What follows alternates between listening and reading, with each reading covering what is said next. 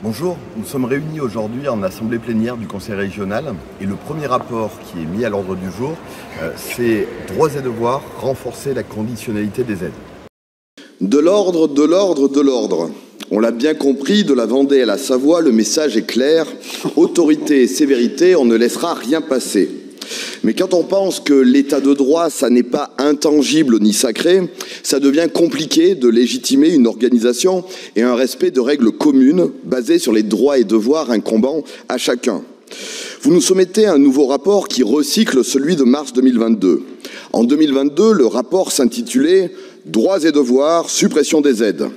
En 2024, il a pour titre « Droits et devoirs, renforcer la conditionnalité des aides régionales ». C'est vrai, c'est plus chantant, plus mélodieux. Est-ce la patte du nouveau président? Peut-être. Mais pour le fond, rien ne change.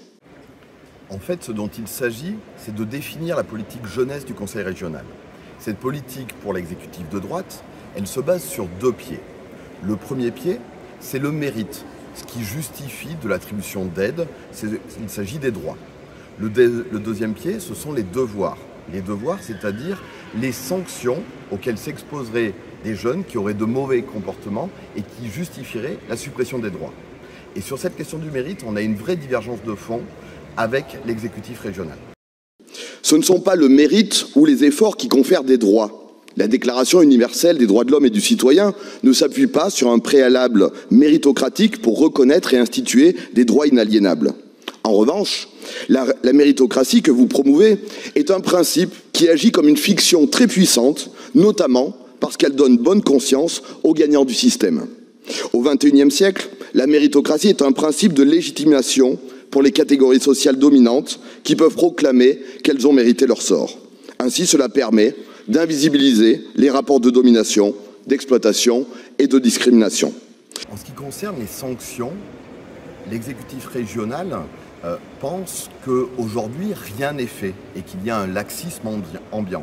Ce n'est pas vrai, c'est tout simplement faux.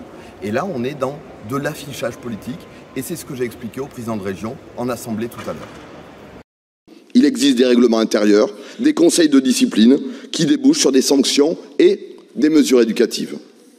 Pour des faits graves, la justice pénale des mineurs, comme pour les jeunes majeurs, existe.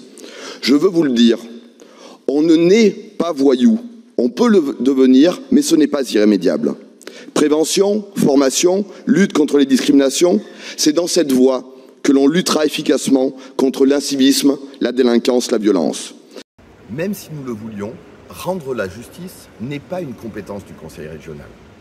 Et par ailleurs, on remarque que la droite est beaucoup moins exigeante avec certains en termes de droits et devoirs.